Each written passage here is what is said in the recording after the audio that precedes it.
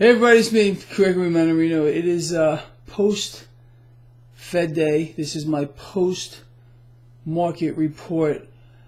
You know, I can't stress to you how revolting it was to me to have to sit and listen to Yellowstone and watch him perform his little act.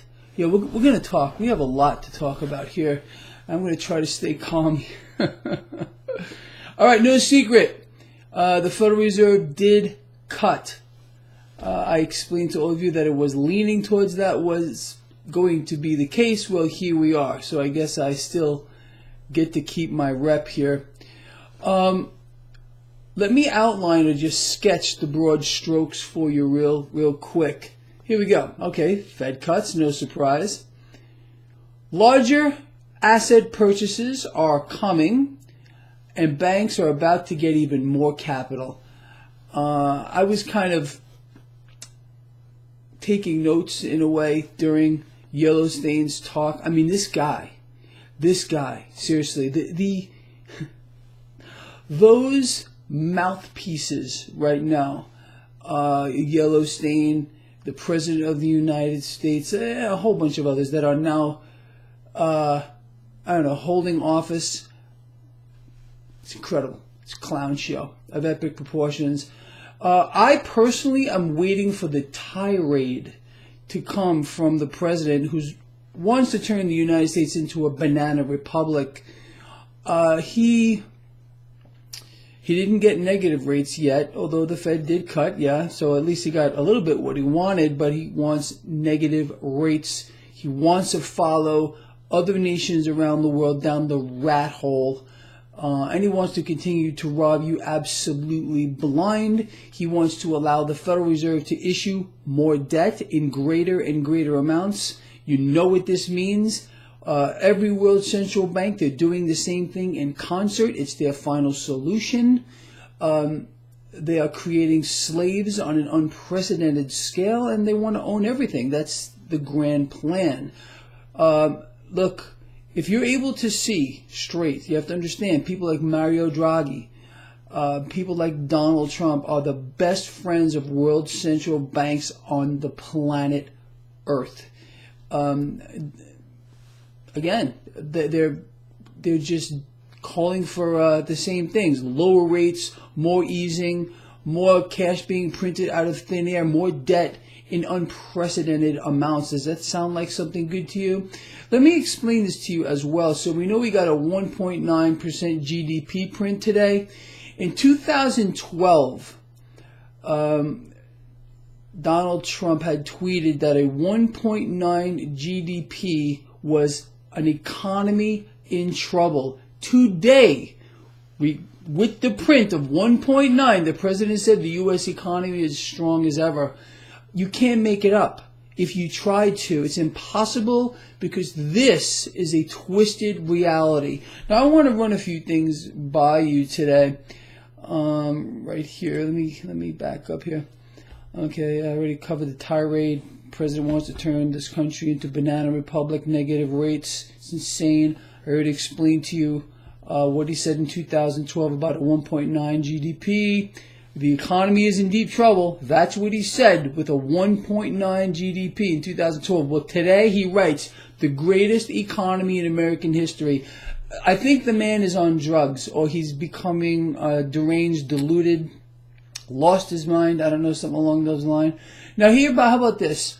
How many of you caught the first question today that Yellowstone was asked? When he was being asked the question, he wasn't even looking at the person. He was looking down as the gentleman was asking this question. And he doesn't even try to hide it. He's answering the question, looking down, reading the answer. For the most part, these are scripted. These questions are submitted in advance. It's a shit show. Okay? It's a shit show. I think you get that.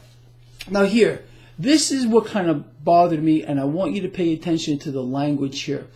Powell says, policy is well positioned to support outlook. I got a nice snapshot of it and I posted it all over. Now, what is he saying?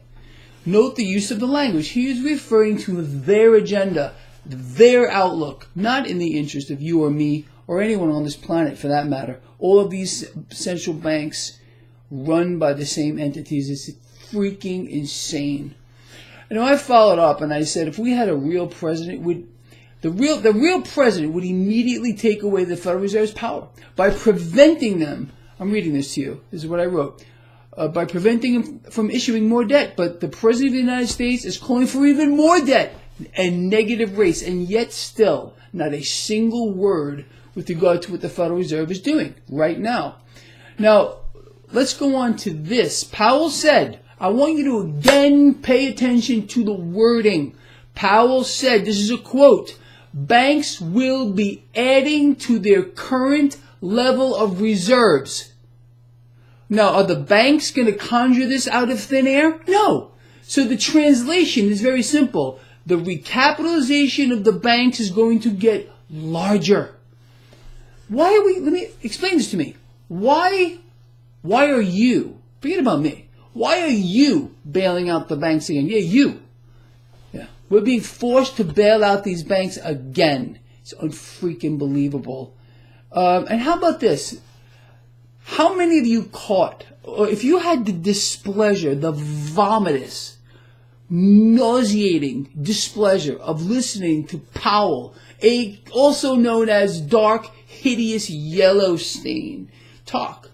There was this one issue where these liquidity problems with the repo market were brought up, and this is what he said. Powell admits banks may run into liquidity issues even with the expanding repo.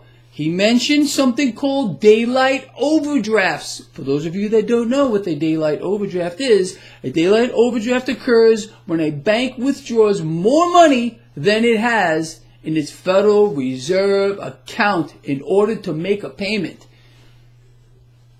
Does that sound good to you too? Now you know why we're getting more recapitalizations of the bank. Why? But larger asset purchases are coming. And the people out here who have had their hearts stolen, their souls ripped out, and their intellect unable to think whatsoever, they don't have a freaking clue. I picked up this.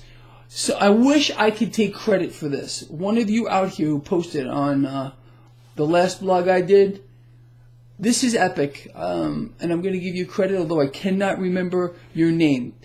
No slave works harder than the one that doesn't even realize that he is a slave. People, I don't know what to tell you. So again, the takeaway, Fed cuts. The Federal Reserve has got the back of this market, henceforth why the S&P 500 just closed at another record high. Larger asset purchases are coming. You are not surprised about that because I explained to you that we haven't seen anything yet. And yes, banks are getting even more capital. You're giving it to them because every dollar that the Federal Reserve prints out of thin air or adds to a digital screen goes on your back. And you promise to pay it back. Do you know how you do that?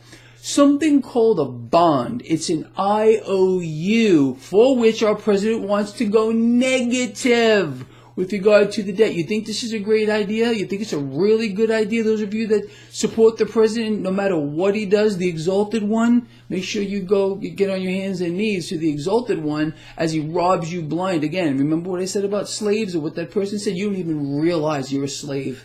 You don't even realize what's happening to you in this environment. And it doesn't matter who sits in that freaking White House.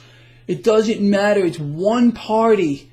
Do you know the ammunition, seriously, that the Democratic hopefuls could use right now against the president, but they're not? Because again, it's one party, one agenda.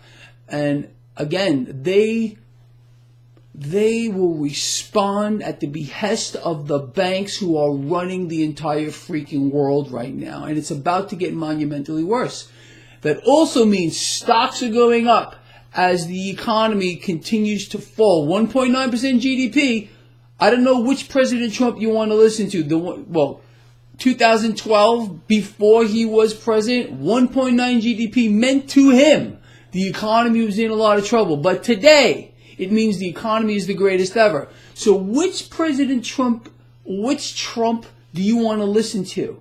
Which one do you think is telling the truth? The one from 2012 or the one from today, who is the biggest liar and thief we have ever had sitting in the White House? Period. The freaking end.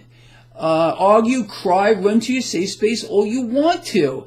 You're a slave if you don't see it that way. There's no even argument. Or I understand you can say, well, this, that, and the other thing, and then this, that, duh. No, I'm sorry. It's either the 2012 Trump or the 2019 you pick. And let me know where you stand. Anyway, this is it, people. Like I've been saying lately, this is it. It's just wild what we're witnessing here. Not a word today from the president about what the Fed is doing, how it's being expanded on, how we're bailing out the banks.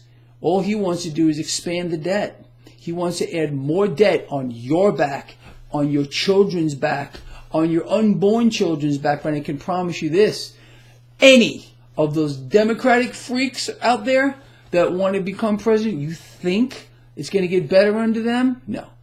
One party. The debt will continue to be expanded on an unprecedented scale, no matter who sits in that White House, because it's the final solution. It's what these banks have been working for longer than most of you have been alive. That's the truth here.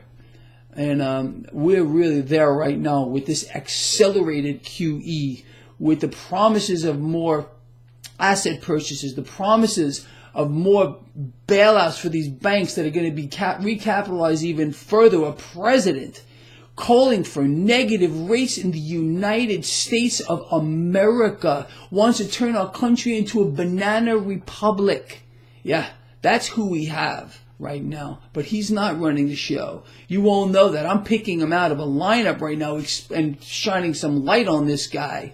But he's being told what to do. He's a puppet. The president, anyone who sits in that pretty White House, is a freaking hideous puppet. And they do not have your issues at hand whatsoever. Anyway, with that said, I'm out of here. I'll see you in the morning for my pre-market. All right. Tell me where I got it wrong. One of you. Tell me where I got it wrong. Love you a lot. See you tomorrow.